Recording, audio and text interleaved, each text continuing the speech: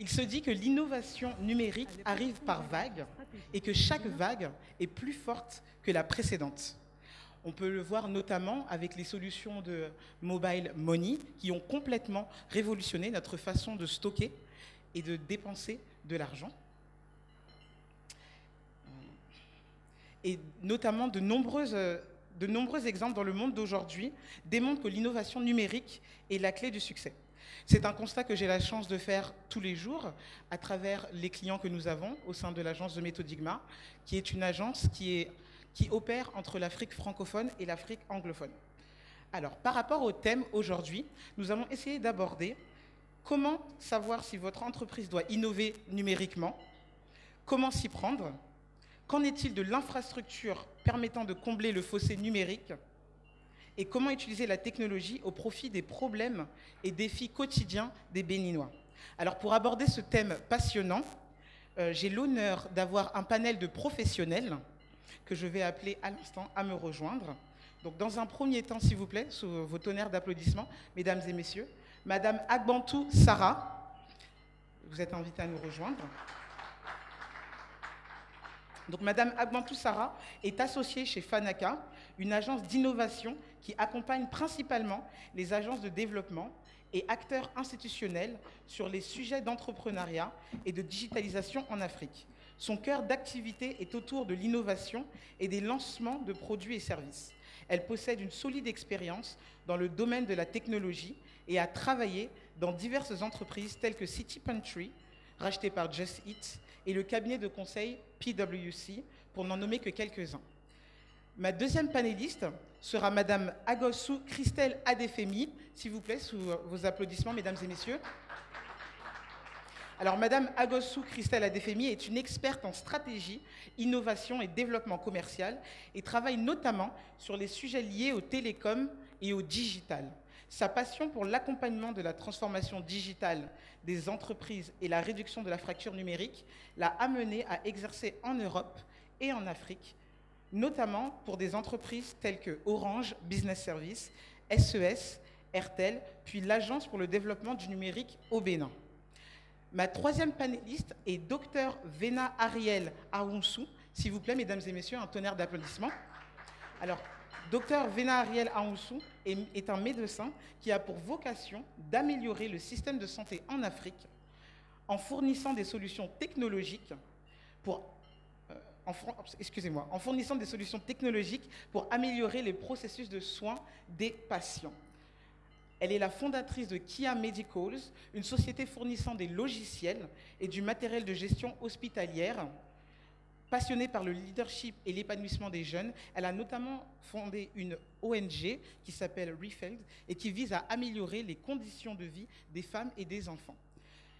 Et enfin, mais pas des moindres, ma dernière panéliste est Madame Clarisse Serrault-Tamou, s'il vous plaît, mesdames et messieurs, qui est spécialisée en ingénierie agroalimentaire, pharmaceutique et chimique et qui est actuellement la directrice de développement chez Pivotech. Bonjour mesdames. Alors, sans trop tarder, nous allons commencer avec vous, Madame Sarah. Dans un premier temps, est-ce que vous pouvez nous définir l'innovation sociale? Comment l'innovation sociale peut-elle être au service des besoins des populations en Afrique, s'il vous plaît?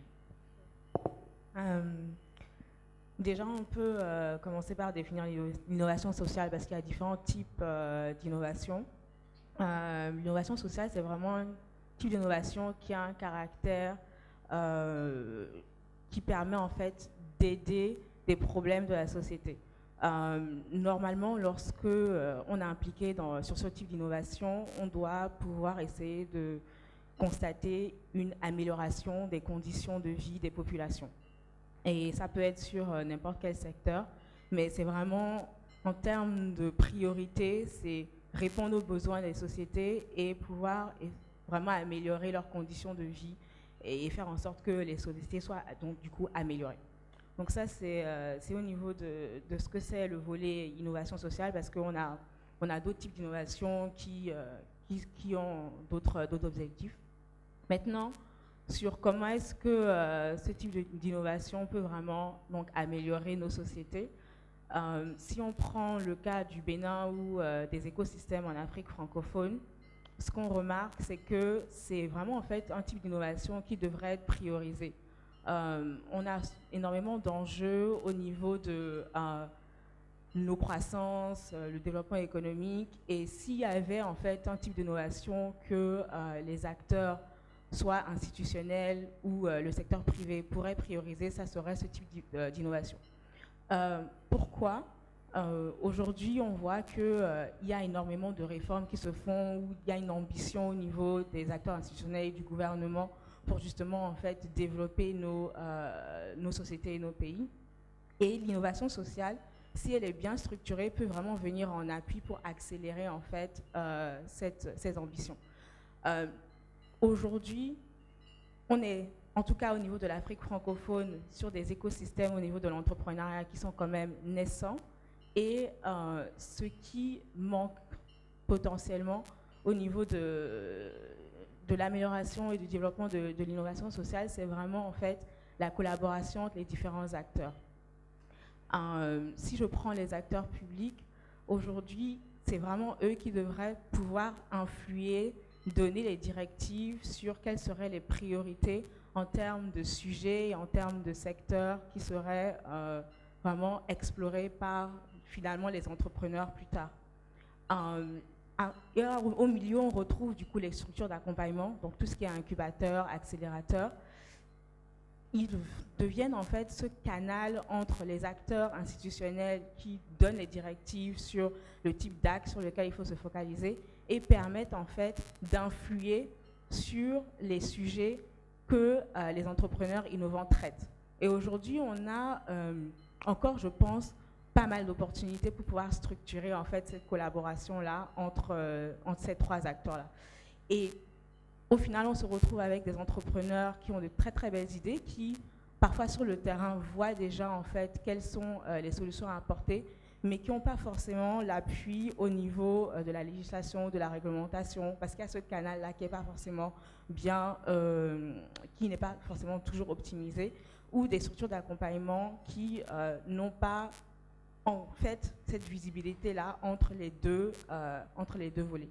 Donc voilà un peu comment est-ce qu'on pourrait peut-être apporter, optimiser ce type d'innovation pour vraiment que ça devienne un booster du développement économique au niveau des écosystèmes francophones en tout cas. Parfait, merci beaucoup.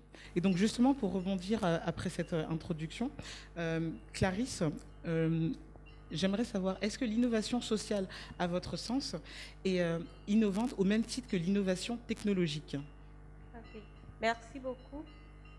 Et pour répondre à cette question, l'innovation technologique vient répondre les problèmes de l'innovation sociale. Parce qu'il y a beaucoup de problématiques que nous rencontrons dans la société et c'est grâce aux différentes d'identification que la technologie fait et traite que l'innovation sociale a de résultats. Donc, ces deux grands mots n'ont pas les mêmes titres. L'innovation technologique et l'innovation sociale sont complémentaires. Merci. Merci. Donc maintenant, Ariel, à votre niveau, quelles sont les opportunités que présente la révolution numérique pour la résolution des défis de santé au Bénin et en Afrique? Merci Viviane, merci chers participants, merci au Benin Investment Forum pour cette opportunité qui m'est donnée. Et quand je rentrais sur ce panel, j'ai fait un mémo d'il y a quelques années. Je remonte en 2017 où j'ai eu mon diplôme de doctorat. Et quand je travaillais en fait sur le choix de ma thèse de doctorat, c'était un thème assez atypique pour un médecin en devenir. J'avais décidé de travailler sur l'évaluation des systèmes d'information hospitaliers. Mes parents m'avaient regardé, mes collègues, les professeurs se demandaient mais elle fait 7 ans de médecine et pourquoi elle décide de travailler dans ce secteur. Et c'est marrant de voir en quelques années comment cet outil a pris de l'ampleur dans différents secteurs, notamment dans le secteur de la santé, je dirais. Et aujourd'hui, parlant d'évolution sociale, la technologie fait partie intégrante. Et on le voit dans différents corps de métier, dans différents secteurs. prend par exemple l'hôtellerie, on prend le domaine des finances, on prend le domaine du commerce. L'objectif à travers ces nouveaux trends, ces nouvelles technologies, vous allez remarquer qu'il y a un pattern qui revient, c'est de décentraliser les services. Quand je prends par exemple dans le domaine de l'hôtellerie, où entre-temps on avait des firmes centralisées, des grosses firmes d'hôtels qui avaient le monopole du service hôtelier. Mais avec des technologies comme Airbnb, on a cette décentralisation où le coût est beaucoup plus accessible aux populations avec des services beaucoup plus améliorés. Quand je prends également le domaine des finances où de grosses révolutions se font et qui dépassent d'ailleurs le système bancaire, notamment la blockchain, où de plus en plus on a des individus qui ont le contrôle par rapport à ce secteur. Donc c'est autant d'éléments qui montrent en fait l'importance des nouvelles technologies et comment cet outil peut être utilisé pour passer des étapes et faire des bonds en matière d'avancée. Et quand on revient en fait au secteur de la santé, les défis au niveau du secteur, au niveau de l'Afrique subsaharienne sont tellement énormes. Je veux nommer quelques éléments en termes de gap infrastructurel, gap en termes de financement, gap en termes de ressources humaines, mais également le déficit aujourd'hui en termes d'accessibilité des soins pour les populations. Quand je prends ces différents défauts, ces différents gaps à combler, il y a de gros retards que le continent doit combler. Je donne des chiffres très simples. L'OMS en général estime que la moyenne de population, quand je prends 10 000 populations, on doit avoir un minimum de 3 médecins qui desservent ces populations-là. Et pour ce même chiffre, on a pour un hôpital par exemple, les différents gaps qu'il faut travailler à combler. Et quand je prends 10 000 populations, selon les recommandations du ministère de la Santé, qui sont censées être desservies par un minimum de 3 médecins, quand on vient en Afrique subsaharienne, on a à peine un médecin pour 10 000 populations. Quand je prends l'espérance de vie, qui, bien qu'ayant évolué ces dernières années entre 2013 et 2015 de 50 en moyenne pour la population africaine à 53, ça reste quand même très faible par rapport aux pays développés et on note un gap de plus de 14 ans à rattraper. Et quand on revient aux investissements, le continent fait face à ce réel gap en termes de financement et c'est de l'ordre de 10 fois quand je prends l'investissement effectué dans le secteur de la santé pour chaque population, c'est 10 fois moindre par rapport à ce que les pays développés mettent. Et quand vous voyez cet énorme gap, on ne peut pas juste décider aujourd'hui, même si on avait tous les moyens du monde et on décidait d'investir massivement dans ce secteur, on ne peut pas espérer rattraper peut-être 50 ans d'années de travail de ces différents pays. Et on ne peut pas vouloir atteindre cette couverture sanitaire universelle tant désirée sans régler ces gaps, sans travailler à investir de façon massive dans le secteur. Et naturellement, on ne peut pas continuer à faire les choses parce qu'on n'a pas les moyens en tant que pays en voie de développement, on n'a même pas les moyens pour y arriver. Et même si on se décidait d'investir tous les moyens du monde, on prendra le temps nécessaire. On n'a pas 50 ans en fait à faire pour atteindre le niveau de développement que ces pays ont atteint aujourd'hui. Donc, un des moyens assez accélérés qui se présente naturellement au niveau du secteur du digital. Avec la digitalisation, il y a beaucoup d'avancées qui peuvent s'effectuer. On peut faire des bons technologiques, on peut travailler à corriger ces retards, on peut travailler à rétablir cet équilibre en fait dans la société de façon générale. À travers des exemples très simples, je pourrais y revenir plus tard. Mais par exemple, imaginez la bonne dame qui est dans son village à Carimoman et qui n'a peut-être pas accès, qui cherche un médecin, un cardiologue pour se faire consulter. Elle doit faire peut-être tout le trajet et aller dans la ville la plus indiquée, peut-être par à-coup, pour accéder à un médecin. Ça compte le déplacement qu'elle aura à faire, les risques qui sont afférents. Mais imaginez par exemple des services de télémédecine qui peuvent permettre à cette dame, depuis son village, le fin fond de son village, d'accéder à des médecins de façon simple, de façon qualifiée et à moindre coût. Ça, c'est un exemple, par exemple. Quand je prends le domaine de l'intelligence artificielle qui évolue à grands pas, aujourd'hui, on est, en tant que consommateur de services, à la quête d'une expérience beaucoup plus personnalisée. On recherche des soins personnalisés, des soins qui répondent mieux à nos besoins. Et l'intelligence artificielle, par exemple, offre cette opportunité au niveau du secteur de la santé.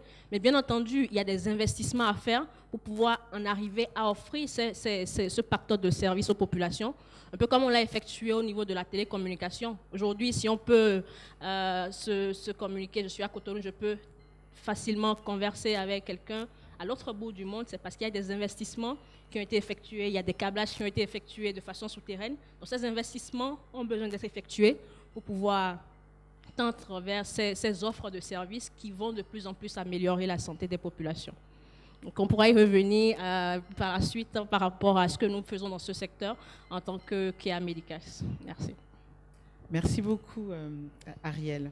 Alors, l'innovation sociale ne concerne pas seulement le produit ou le service, on vient de le comprendre, ça peut concerner aussi le processus de production. Donc, dans ce sens-là, j'aimerais faire une transition au niveau de Clarisse par rapport à Pivotech. Est-ce que vous pouvez nous expliquer un petit peu les solutions concrètes que vous offrez, notamment si vous pouvez nous parler de Conta? Ok, merci beaucoup. Aujourd'hui, à Pivotech, nous accompagnons beaucoup des entreprises suite à une analyse qu'on a faite et au niveau global, au niveau africain, béninois comme sous-régional. On a constaté que beaucoup d'entreprises naissent chaque année, mais la majorité meurt. La majorité meurt, pourquoi? Parce qu'on a remarqué que les chefs d'entreprise ont du mal non seulement à se séparer de leur entreprise pour prendre des vacances ou bien pour avoir des indicateurs de prise de décision. Les difficultés liées à une visibilité de leur trésorerie sont les facteurs qui amènent beaucoup d'entreprises à fermer chaque année.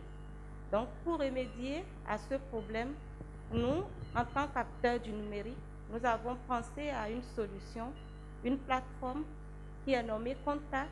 Et cette plateforme est un outil centralisé de gestion et de pilotage intelligent d'entreprise qui permet aux chefs d'entreprise de partout où il est d'avoir accès à l'ensemble des informations de son entreprise, de les traiter et de lui, de même que ses collaborateurs.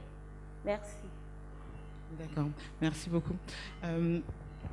Ariel, j'aimerais revenir vers vous. Donc, tout à l'heure, vous nous avez cité de nombreux exemples, comme par exemple la télémédecine. Est-ce que vous pouvez nous expliquer comment est-ce que chez Kea Medicals, dont vous êtes la fondatrice, comment est-ce que vous avez réussi en fait à démocratiser vraiment l'accès aux soins aux Béninois, en utilisant la technologie, bien évidemment? Ok, merci encore. Ça serait utopique de dire qu'on est déjà parvenu à démocratiser de façon effective cet accès aux soins aux populations. On est encore en phase de poser les bases nécessaires pour arriver à cet objectif.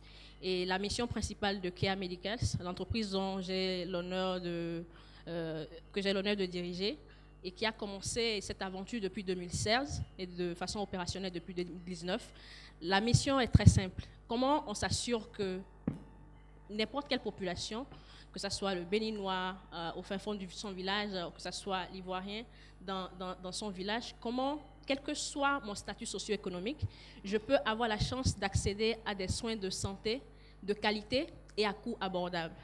Donc pour y arriver, il faut bien sûr surmonter ces barrières dont j'ai parlé tout à l'heure, l'accès aux soins, l'infrastructure, les ressources humaines. Et on s'est dit, utilisons la technologie pour pouvoir résoudre ce problème-là. L'idée est venue d'un constat très simple, d'un déclic simple. L'information est la clé. Grâce à l'information, on peut anticiper. Grâce à l'information, on peut améliorer des produits, on peut améliorer des services. Si aujourd'hui, on a la possibilité de pouvoir prendre un individu lambda et avoir une certaine anticipation sur son profil médical, ses besoins de santé, ses allergies, ses maladies chroniques, on peut faire de la prévention par rapport à sa santé et ça fait beaucoup de coûts qui sont économisés par rapport à sa prise en charge. Donc on s'est dit, pourquoi ne pas commencer à connaître l'individu en tant que patient en créant une sorte d'identité médicale universelle. Donc pour nous, l'identité médicale universelle, c'est un peu le profil médical de base d'un patient qui renseigne sur son nom, son prénom, ses allergies, ses maladies chroniques. Et l'avantage que cette identité médicale unique a, c'est que cette identité pourra suivre le patient dans tout le secteur de soins. Et quand on prend le secteur de soins, c'est tout un écosystème. C'est aussi bien des intervenants comme des hôpitaux, des intervenants comme des médecins, des pharmacies, des assureurs. C'est tout un écosystème qui doit fonctionner pour pouvoir délivrer ces soins de qualité pour la population.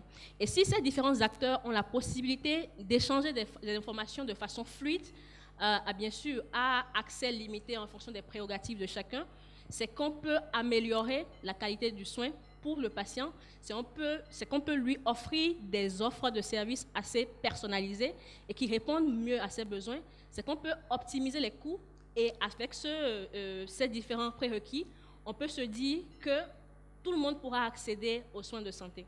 Donc avec cette identité médicale universelle, que vous pouvez tous avoir bien sûr à travers nos différentes plateformes, aussi bien mobiles que web, keamedicals.com, vous créez votre profil et à chaque fois que vous vous rendez dans des hôpitaux appartenant au réseau Kea Medical, le médecin avec son interface dédiée peut renseigner les consultations liées à votre prise en charge. Ce qui fait que quand vous quittez Cotonou, vous allez à Parakou par exemple, étant donné que c'est un écosystème qui se crée, on n'a plus besoin de recommencer les mêmes processus, les mêmes examens qui font perdre du temps.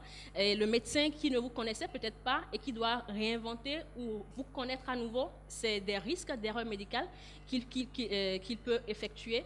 Et non seulement ça, c'est des coûts assez énormes en fait qui peuvent accroître l'enveloppe de soins. Et pour aller beaucoup plus loin, c'est autant d'éléments en fait qui freinent l'accès aux soins de santé pour les populations.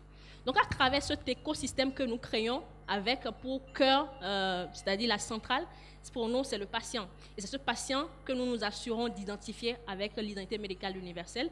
On pourra assurer au système de santé de pouvoir garantir des soins beaucoup plus rapidement, des soins de façon beaucoup plus sécurisée par rapport à chaque patient, parce que l'historique est rendu disponible au besoin, plus besoin du perte de temps pour pouvoir connaître le patient qu'on a en face de nous. On pourra garantir des soins sécurisés. Il n'y a plus besoin de commettre des erreurs de traitement, par exemple, peut-être parce que telle personne est allergique à tel médicament et que le médecin n'était pas informé et le pire serait déjà survenu. L'information est disponible pour le médecin et il peut prendre les bonnes décisions comme il se doit.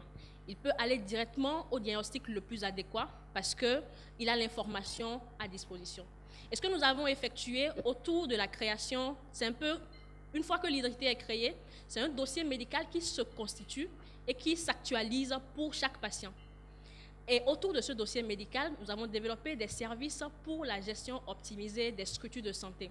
Nous avons des systèmes qui tracent en fait les informations administratives, des informations qui tracent la dispensation des soins, c'est-à-dire quand le médicament rentre dans le circuit, comment c'est dispensé au patient, au dernier patient. C'est-à-dire on a la traçabilité par rapport aux différents médicaments qui sont consommés. Donc autant de problématiques en fait qui sont abordées et qui balisent le chemin à une meilleure gestion des systèmes de santé.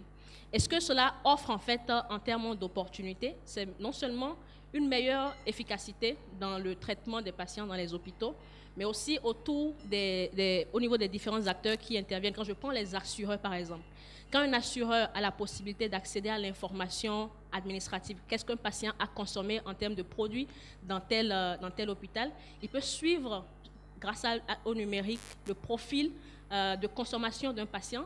Et peut-être si l'offre de services en termes d'assurance était aujourd'hui à 150 000 francs, avec le profil médical d'un patient qui est suivi, on peut dégraisser les coûts. On a pu le faire dans le secteur de la technologie, on peut le faire aussi dans le secteur de l'assurance. Et pour nous, aujourd'hui, c'est le rêve pour que cette assurance maladie soit la plus accessible à tous d'ici quelques années. Donc voilà un peu, de façon résumée, comment est-ce que Kea Medicals utilise aujourd'hui la technologie pour poser les jalons nécessaires, c'est-à-dire les investissements de base qui vont nous amener à moyen terme, dans quelques années, à pouvoir nous dire on peut offrir la télémédecine, on peut offrir des services de téléexpertise. On ne peut pas le faire si, par exemple, il n'y a pas un dossier médical numérique. Si le médecin ne peut pas accéder au dossier médical du patient pendant qu'il est peut-être à 500 km de lui, ça ne peut pas se faire. Donc, grâce à ce dossier médical, ces services peuvent s'offrir de façon aisée.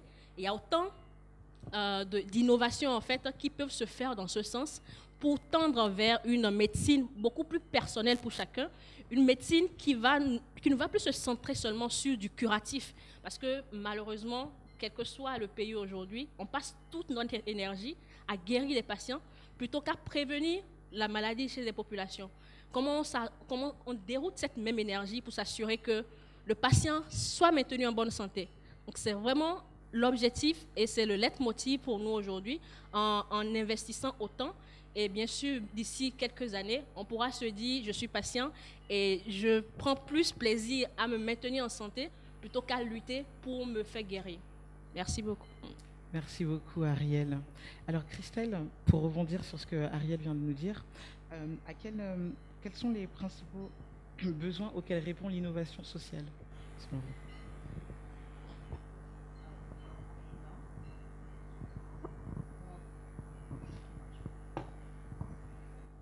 Merci Viviane. L'innovation sociale, donc déjà l'innovation en elle-même concourt à en fait mettre en place les mécanismes pour répondre à un certain nombre de problématiques. Et ces problématiques-là touchent à plusieurs secteurs, notamment, je citerai la santé, l'éducation, l'énergie. Et l'objectif en fait de cette innovation, c'est de pouvoir, in fine, agir sur le bien-être des populations, la productivité pour ce qui est des entreprises. Donc si je peux donner un exemple à titre d'exemple, si on considère des enjeux tels que l'exclusion énergétique ou l'emploi des jeunes ou l'éducation primaire, collège, etc.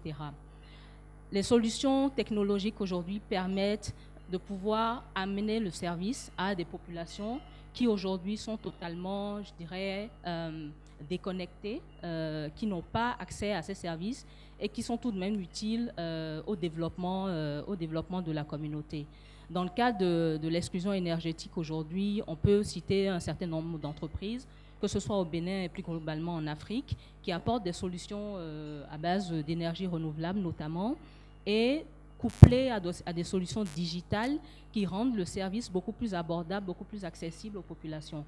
Ce qui fait que quelqu'un qui aujourd'hui est au Bénin, du côté de Matéri ou du côté de Ifanyi, peut avoir accès à ce type d'énergie et utiliser les solutions digitales, notamment de mobile money, pour pouvoir payer sa contribution. Dans le cas, récemment, j'étais à un pitch de start-up et c'était donc un groupe de jeunes femmes qui proposait un projet qui adressait la question de la précarité menstruelle. On sait que chez les jeunes filles, quand une jeune fille de milieu défavorable n'a pas accès au matériel qu'il faut pendant cette période-là, c'est une semaine de cours raté, donc une semaine chaque mois, ça commence à faire beaucoup. Et donc, cette start-up proposait un certain nombre de solutions digitales qui permettent justement d'avoir une base de données groupant les différents collèges et écoles et en fait avec un partenariat des donneurs proposer un matériel adapté à ces jeunes femmes. Donc ça a un impact social puisque ça les permet de les maintenir à l'école et donc dans le long terme de leur permettre de pouvoir poursuivre leur éducation comme il se doit. Dans d'autres domaines, comme si je dois citer par exemple celui donc de la santé, donc ma copanéliste a pas mal élaboré la question de la santé, mais on peut toucher tout un tas de domaines. L'objectif à la fin, c'est qu'on se rend compte que depuis que le numérique existe, depuis que ces solutions sont rentrées dans nos vies, je crois qu'une étude disait que l'Afrique a gagné 2 décennies avec ces technologies-là. Et l'objectif global, c'est quand même de pouvoir atteindre les objectifs de développement durable. Et on se rend compte que l'outil numérique lui-même est un catalyseur pour nos populations dans ce domaine. Dans le cadre de l'agriculture, je peux citer le cas, par exemple au Niger, on a une société qui a développé un outil digital de téléirrigation. Ce qui fait que l'agriculteur a des champs, mais n'a pas la main-d'œuvre, ne peut pas payer toute la main-d'œuvre qu'il faut pour aller arroser et irriguer. Donc, il y a cette solution digitale qui permet à distance, avec son téléphone mobile, de pouvoir en fait irriguer les champs. Donc, gain de productivité, gain de temps, optimisation aussi des ressources en eau. Donc, tout ça contribue à une meilleure performance de son entreprise et plus globalement de la communauté. Pareil, on a une start-up au Bénin qui est une start-up assez jeune qui s'appelle Agrosphère et dont l'objectif en fait c'est d'optimiser la chaîne de valeur, les chaînes de valeur agricoles. Donc, travailler avec des experts agronomes et aller voir nos agriculteurs dans les zones rurales, parce qu'on sait que souvent, ils n'ont pas accès à la connaissance. Leur façon de travailler se transmet de génération en génération, mais avec l'exode rural aujourd'hui, les villages manquent de bras et les connaissances se perdent. Donc cette start-up béninoise qui opère au Bénin, qui opère aussi en Côte d'Ivoire, a pour objectif justement d'aller divulguer le savoir auprès de nos agriculteurs, mais aussi de les aider à comprendre quelles sont leurs problématiques, utiliser le digital pour mieux optimiser leur culture et à la fin avoir aussi un gain en termes de rendement sur leur production. Donc voilà un peu pour moi, en quelques exemples, l'impact qu'on peut avoir de l'innovation dans la transformation sociale de nos sociétés et dans les années à venir, cela pourra aussi se renforcer avec la blockchain, des technologies de ce genre, avec l'intelligence artificielle qui rentre de plus en plus dans nos mœurs. Merci. Merci Christelle. Vous avez parlé notamment de transfert de connaissances. Et donc c'est un sujet qui est assez intéressant puisque généralement dans l'entrepreneuriat, on a les plateformes, les tech hubs sont des plateformes qui permettent en fait l'échange au niveau de la créativité. Et dans ce sens, en fait, je voulais savoir, Sarah, est-ce que vous pensez que les tech hubs sont utiles et qu'ils peuvent aider en Afrique?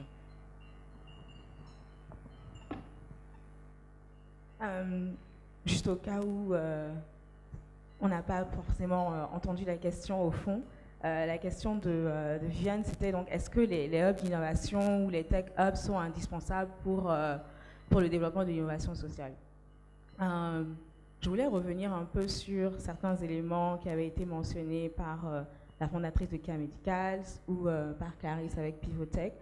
Le combat aujourd'hui, justement, pour les acteurs de l'écosystème, c'est de faire en sorte que Kia Medicals, Pivotech, Agrosphère ou la plupart de ces startups béninoises et dans la sous-région qui naissent puissent en fait vraiment devenir des champions nationaux et régionaux et passer à l'échelle. Et être pérenne. Et c'est vraiment à ce niveau-là que se situe la difficulté. C'est le problème de pérennisation et le problème d'expansion. Les idées, on en trouve énormément au niveau du continent. Les innovations, elles sont déjà là devant nous et il y a énormément d'exemples. Donc c'est vraiment en fait sur le volet expansion et pérennisation que parfois il y a des défis. Alors, quel est le rôle que les hubs d'innovation peuvent jouer et sont-ils indispensables? La réponse est oui, mais de la manière dont ils sont structurés actuellement, il y a peut-être des opportunités de nouveau d'amélioration. Mais avant de parler de hubs d'innovation, parlons déjà du premier acteur dans la chaîne justement de l'écosystème qui, selon moi, sont du coup l'État en fait et les acteurs institutionnels. Donc c'est bien qu'on ait la fondatrice de Kia Medicals ici, puisque le domaine de la santé est un secteur qui est très très réglementé. Et au niveau de l'innovation sociale, on retrouve également énormément de secteurs qui sont très très réglementés. Si on prend le cas des finances, de la fintech, si on prend le cas de la santé, on prend le cas de l'agriculture. Et donc des entrepreneurs qui se mettent, qui ont des idées sur ce type de secteur-là au niveau de l'innovation sociale, se retrouvent dans des secteurs qui sont réglementés où parfois il faut l'appui justement des agences étatiques, des ministères, de l'État pour pouvoir en fait vraiment avoir une sorte de flexibilité au niveau de la législation ou de changement, de réforme pour pouvoir justement faire en sorte que ces innovations-là puissent passer à l'échelle. Donc ça, je pense que c'est le premier élément qui est aujourd'hui, on voit qu'il y a déjà une volonté étatique de justement mettre en place ces réformes-là pour pouvoir faire en sorte que ces innovations puissent naître, mais c'est vraiment de impulser cette volonté-là, de faire en sorte qu'elle soit multipliée et qu'on crée nos propres modèles au niveau de la région. Je pense qu'on a vraiment des opportunités ici pour dire, au lieu d'attendre par exemple que les innovations sortent et qu'après on réalise qu'il faut parfois des réformes pour pouvoir permettre aux entrepreneurs qui ont ces idées-là de pouvoir passer à l'échelle, de faire en sorte que ces startups deviennent des PME et puissent répondre aux besoins des populations. Ça, on pourrait vraiment espérer qu'il y ait vraiment une proximité entre les acteurs institutionnels et du coup les entrepreneurs pour justement faire ces changements-là au niveau de la législation où c'est nécessaire afin de faire en sorte que ces idées puissent naître le jour. Je prends l'exemple de M-Pesa où il y a eu vraiment des acteurs institutionnels au niveau de l'Afrique de l'Est qui étaient très présents avec les télécoms pour faire en sorte justement que cette idée qui a révolutionné du coup Mobile Money puisse être au jour. Donc, il y a ce modèle-là où on pourrait avoir l'État qui est beaucoup plus qui est actionnaire dans pas mal d'innovations et d'idées entrepreneuriales afin justement d'être très proche de ces changements qui peuvent être nécessaires au niveau de la législation. Donc, c'est le premier point. Maintenant, comment est-ce que un entrepreneur qui a son idée, qui est dans son environnement et qui souhaite répondre à un besoin va pouvoir avoir l'appui de l'État justement au niveau de la législation, d'avoir cette flexibilité-là? C'est là où les hubs d'innovation rentrent. Ils viennent en fait jouer ce rôle d'intermédiaire où ils arrivent à pouvoir créer ce conduit-là entre l'entrepreneur qui est vraiment sur le terrain et l'État qui est focalisé sur justement pousser des politiques nationales. Donc c'est là vraiment où les hubs d'innovation peuvent jouer ce rôle-là de canal entre les deux. Maintenant, aujourd'hui, si je prends le cas du Bénin ou des... S'il vous plaît, Sarah. Si je prends le cas du Bénin ou des écosystèmes francophones, ce qu'on remarque au niveau des hubs d'innovation, c'est que malheureusement, ils doivent faire tout. Il y a toute une éducation qu'ils font sur le terrain au niveau des entrepreneurs. Ils parfois jouent le rôle également d'aller chercher du financement pour les startups et pour les PME. Donc, il y a une énorme pression sur les hubs d'innovation et c'est peut-être ça qui rend leur tâche très difficile. Je pense que ce qu'il faudrait peut-être faire en termes d'opportunités, d'amélioration au niveau des hubs d'innovation, c'est déjà peut-être d'avoir une approche sectorielle. C'est-à-dire de dire qu'on a des hubs d'innovation qui se focalisent sur un secteur, avoir des accélérateurs au niveau de la santé, des incubateurs au niveau de l'agriculture. Donc déjà avoir une approche sectorielle, parce qu'on a pas mal de hubs d'innovation qui ont des approches transversales et parfois c'est très compliqué parce que ces secteurs-là sont des secteurs qui sont budgétivores et qui demandent énormément d'appui en CAPEX au départ. Donc ça c'est la première solution potentielle. La deuxième proposition, c'est également de faire en sorte que les hubs d'innovation soient structurés sur des compétences techniques bien spécifiques. Aujourd'hui, on retrouve des hubs d'innovation, des incubateurs, des accélérateurs qui essayent de tout faire et la tâche est donc très très difficile. Peut-être se spécialiser sur la collecte de problèmes et de les amener en fait, donc de prendre les priorités étatiques et de les ramener en fait au niveau des entrepreneurs, ça pourrait être une spécialisation. La deuxième spécialisation, c'est au niveau du développement de produits et de solutions et de prototypes. Donc, comment est-ce qu'on crée le cadre pour justement avoir des hubs d'innovation qui sont spécialisés que sur le développement de produits, de services et testés. Et il y a un autre volet qui peut être un troisième axe sur lequel les hubs d'innovation pourraient se focaliser, qui est donc sur l'expansion. Mais avoir un hub d'innovation qui fait de l'idéation, qui fait de la recherche de financement et qui après aussi se focalise sur l'expansion, c'est très très compliqué dans nos écosystèmes parce qu'ils sont encore naissants au niveau de tout ce qui est entrepreneuriat du type classique. Donc ça, c'est ces deux propositions-là qui sont d'avoir une approche sectorielle et également d'avoir une approche par compétence. Ça permettrait justement, que les structures d'accompagnement et les hubs d'innovation aient des modèles économiques qui soient plus viables, mais également ça leur permettrait de pouvoir s'entraider entre eux aussi et de vraiment répondre à des problématiques aujourd'hui qui vraiment, eux tout seuls, ne peuvent pas forcément couvrir parce que la tâche est très très grande. Merci beaucoup Sarah. Alors, lorsque l'on parle en fait d'entrepreneuriat, il y a également une réalité en Afrique qui est la fracture numérique. Il est important pour justement que l'on puisse créer des nouveaux business, etc., qu'il y ait un accès partout au niveau national et non seulement dans les grandes villes. Donc à ce sujet, Christelle, si vous pouvez nous dire en fait quel est le rôle du secteur privé et public pour la réduction de la fracture numérique.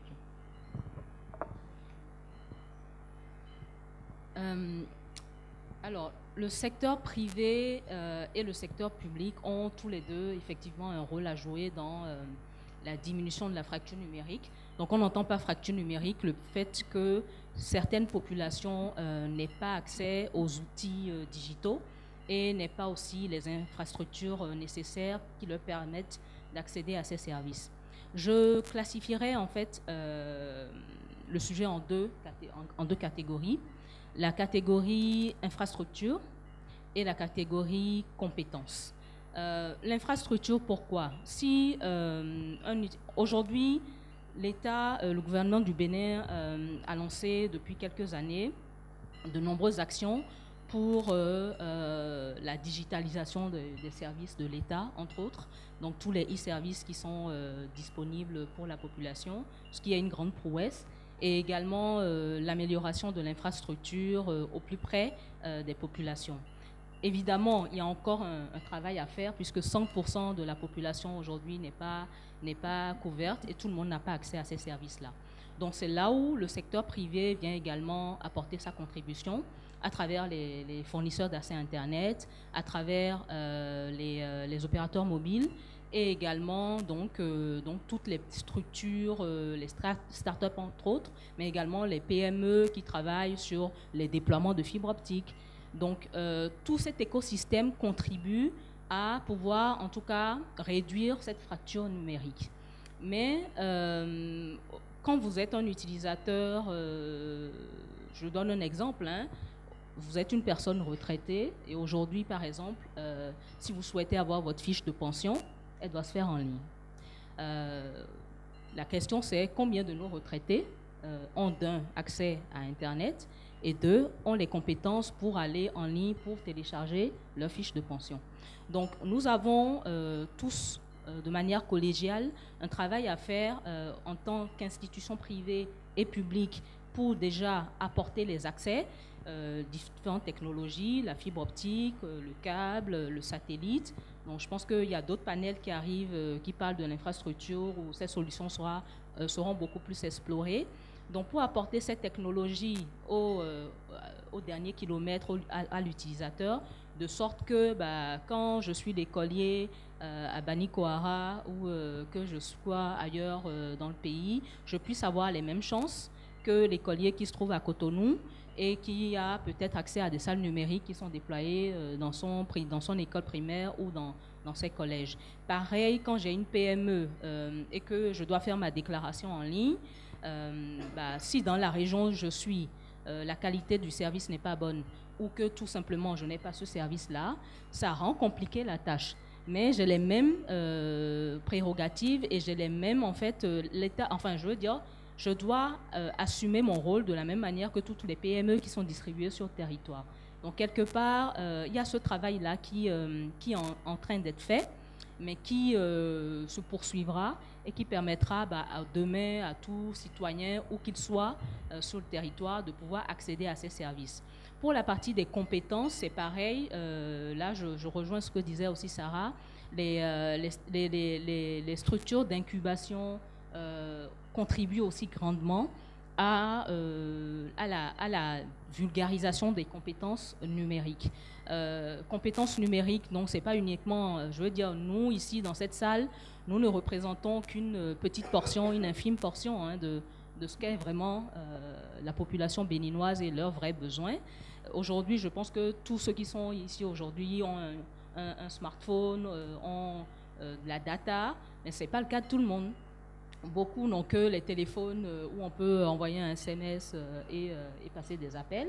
Et même si la data est disponible dans leur région, la question du coût aussi se présente.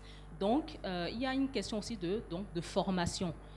Tout le monde n'a pas les compétences, ne serait-ce que pour aller sur Internet, ce qui nous semble extrêmement basique. est une montagne à surmonter pour beaucoup de nos concitoyens. Donc, on a ces deux volets-là qui sont à adresser et qui nécessitent d'être pris en compte, mais c'est tout un écosystème qui travaille. Ça peut être aussi des initiatives citoyennes à une échelle personnelle. Chacun peut décider dans des actions d'associations, d'ONG, d'accompagner peut-être des jeunes ou des personnes plus âgées ou des femmes, parce que les femmes aussi sont beaucoup plus, en général, moins outillées sur les aspects numériques que les hommes. Donc d'accompagner toutes ces personnes qui sont dans le besoin, de sorte à ce qu'on puisse réduire cette fracture-là. Et les populations les plus touchées par cette fracture sont évidemment celles qui sont le plus vulnérables. Donc déjà en termes de catégorie sociale, niveau financier, les femmes, j'en ai parlé, les personnes en situation de handicap, et les personnes donc, étant dans les zones rurales vs les zones urbaines. Donc de ce côté-là, il y a un certain nombre d'activités que nous pouvons mener avec les différents acteurs, que ce soit les grandes entreprises comme les petites, et également le service public. Alors, juste pour terminer, j'aimerais vous demander, Sarah, comment est-ce qu'on peut créer des champions dans le domaine de l'innovation sociale en 1 minute? Top chrono. 1 minute sans m'étouffer. Non, je pense que j'avais déjà soulevé certains éléments sur la création de champions, mais et je pense aussi que si on a le temps, c'est également une question que la fondatrice de Care Medicals et Clarisse aussi au niveau du Biotech à laquelle elles peuvent répondre, parce que ce sont des difficultés qu'elles vivent tous les jours. Mais très rapidement, pour le cas des écosystèmes francophones, je pense que, en tout cas en Afrique francophone, sur le volet de l'innovation sociale, le problème, c'est qu'on est souvent sur des sujets, donc j'avais pas eu le temps de vraiment en parler tout à l'heure, mais là je vais développer sur des très rapidement, on est sur des problématiques où on va avoir une idée, mais il faut un CAPEX ou il faut du financement au début initial qui est quand même très conséquent, parce que on est sur des secteurs qui sont très budgétivores, si on prend la santé ou la finance. Donc l'idée ici, c'est vraiment d'avoir des acteurs du financement qui ont une approche au niveau de l'innovation sociale qui est différente, qui vont chercher des retours sur investissement plus longs, qui vont être prêts à mettre des montants et des tickets plus gros, parce que l'impact sur la société au niveau de ces domaines-là va être vraiment très très important. Donc ça, c'est la première chose. La deuxième chose, c'est au niveau très rapidement, de l'État, c'est justement de devenir un acteur qui vraiment soutient en fait ce type d'innovation, mais le meilleur moyen de soutenir, c'est au niveau de la législation, d'apporter cette flexibilité, au niveau de la prise de participation. On pourrait avoir des modèles aujourd'hui, on a plus en fait d'acteurs étatiques qui sont donc actionnaires sur des startups au niveau de l'innovation sociale, parce que c'est un domaine qui aide aussi sur leurs axes de priorité. Donc voilà, je finis sur cette note. Merci beaucoup. Merci beaucoup. Juste une dernière question quand même pour Dr Ariel, parce que c'est assez important. Je voudrais savoir, est-ce que si vous avez des conseils à donner à des femmes qui souhaiteraient se lancer en fait dans l'industrie de la technologie, quels seraient-ils, s'il vous plaît? Très très brièvement. Okay, je pense que c'est important de motiver. D'accord. De façon très simple, non seulement aux femmes, mais de façon générale à tout le monde. Aujourd'hui, la technologie est une réalité qui s'impose à nous tous. Si on ne va pas à elle, elle s'imposera à nous. Parce qu'elle doit être pour nous aujourd'hui un moyen de pouvoir adresser des défis profonds auxquels fait face le continent, notamment en termes de rattraper des retards, en termes de garantie, une certaine équité, une certaine accessibilité de services aux populations, mais surtout pour faire des bons technologiques. Pas besoin de faire le même parcours que d'autres ont effectué. Et pour ça, la technologie est une grosse opportunité qu'il faut saisir. Et ce n'est pas un secteur dédié, c'est réellement un outil transversal qui peut s'appliquer à tous les domaines. Et il revient en fait de se demander aujourd'hui, avec cet outil qui s'impose à moi, comment je l'insère en fait dans mes offres de services, dans mes offres de produits. Donc il suffit juste de se poser cette question en se disant, c'est un bien avec lequel il faudra vivre et qu'il faudra s'intégrer pour pouvoir avancer.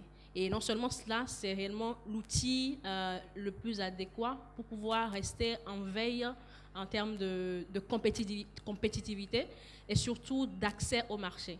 C'est un moyen en fait d'être directement en contact avec l'utilisateur, et ce rapprochement, cette proximité entre l'usager et les fournisseurs de services devait permettre d'améliorer des offres de services, d'évoluer vers des soins plus adaptés aux besoins des populations. Et bien sûr, en tant qu'entreprise, c'est de pouvoir avoir de l'impact, mais aussi assurer du retour sur investissement. Merci beaucoup, Ariel. Donc, je crois comprendre que là, on va pouvoir passer à la partie de questions-réponses avec l'audience. Non ? Ah, ok. Malheureusement, je ne pense qu'on ne va pas avoir le temps de passer aux questions parce qu'il y a d'autres panels qui attendent. Merci. Voilà, beaucoup, merci à vous. Merci. On va les raccompagner sous vos applaudissements, s'il vous plaît.